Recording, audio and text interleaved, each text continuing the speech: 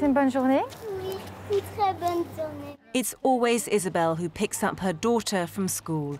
Charlotte is 6 years old and doesn't have a dad. She was born through IVF treatment using donor sperm. Yes.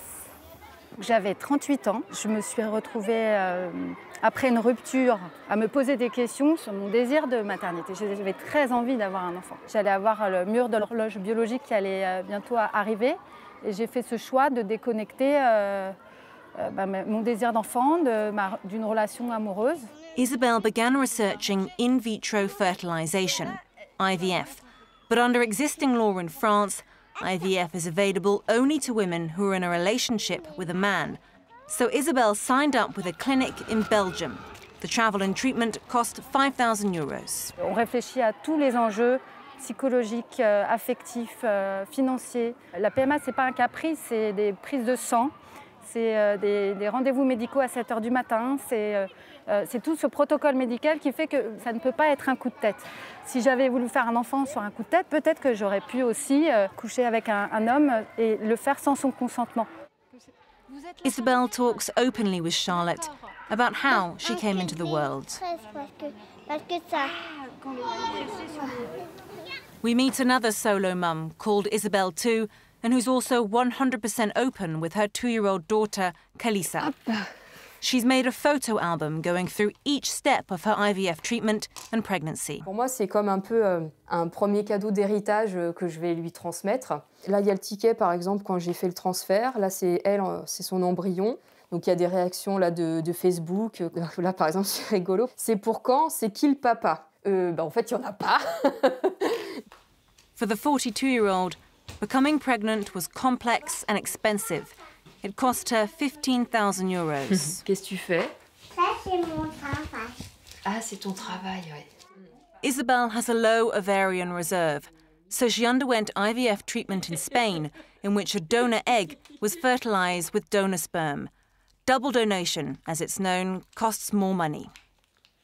Quand j'étais enceinte de Kalisa, d'habitude, les gens ils se projettent un peu en imaginant la tête de papa, de maman, d'avoir un petit mélange. Alors, nous, c'est au moment de l'accouchement, c'est la surprise. Bon, il va avoir quelle tête? Hop, allez. Isabel decided to go through a second round of IVF, using the egg and sperm from the same donors. She's 3 months pregnant with Kalisa's little brother or sister. Et maman, qu'est-ce qu'elle a dans son ventre? Bébé. Ah oui, j'ai une graine de bébé.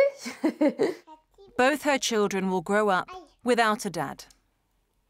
C'est différent, un enfant qui se construit avec un repère masculin, par exemple dans un couple où les parents se séparent et finalement la figure masculine, parfois, elle peut disparaître, être absente. Là, ils sont nés comme ça, ils ont grandi comme ça. Elle a d'autres repères masculins, que ce soit mon père, mes beaux-frères. Elle parle ouvertement des papas. Enfin, j'ai jamais voulu en faire non plus un tabou. In Spain, as in Belgium, laws protect the anonymity of sperm donors. Only certain information like height, eye, hair and skin colour can be given to future mothers. But in some European countries like Denmark, it's possible to access a range of detailed information on donors. Some sperm banks provide handwritten letters and voice recordings. Hey, I'm a donor. I've sent my little soldiers out into the world to fulfill someone's greatest dream. For an extra fee, photos of the donors as adults can also be purchased. This kind of access has led to fears of so-called designer babies. Des dérives existent, mais je pense qu'elles sont moins importantes que ce qu'on le croit. Les femmes qui entreprennent des démarches sans être en couple, qui font une PMA, elles veulent avant tout un enfant, elles ne veulent pas un enfant parfait. Et quand on discute avec elles, ce qu'elles veulent avant tout, c'est un enfant qui leur ressemble ou éventuellement un enfant qui ressemblerait au compagnon, au partenaire qu'elles auraient aimé rencontrer. C'est le choix de nombreux parents d'avoir un enfant qui leur ressemble. Members of Parliament in France have been studying proposed bioethics legislation. Part of it would allow single women and lesbian couples access to IVF treatment within the national health system. Laure is an activist. Her campaign group, Maman Solo, was questioned in the lower house of Parliament. Ça a fait changer un petit peu les avis parce que les gens ont un petit peu en tête des clichés sur les femmes célibataires. On a expliqué que c'était un projet qui était longuement réfléchi. On voulait aussi beaucoup insister sur le fait que ce n'était pas un rejet de l'altérité. On n'était pas des femmes en disant bon, on est déçus des hommes, on veut faire des enfants seuls. On est aussi ouverte à refonder une famille. But France's upper house of parliament, the Senate, voted to reject the part of the legislation allowing IVF for all women. Est-il pensable que l'on puisse considérer qu'un enfant n'a pas besoin de père? Le principe d'égalité doit être appliqué aux enfants. Faisons évoluer les lois en écoutant les adultes et leurs désirs. Les droits des enfants ne peuvent être assujettis aux désirs des parents. Despite the Senate's rejection, the legislation will be discussed and voted on again by the lower house of parliament and could be adopted later this year. 17 countries in Europe allow IVF treatment for single women. For this sociologist, part of the reason that France is holding back is due to a belief that single-parent families are inherently weaker.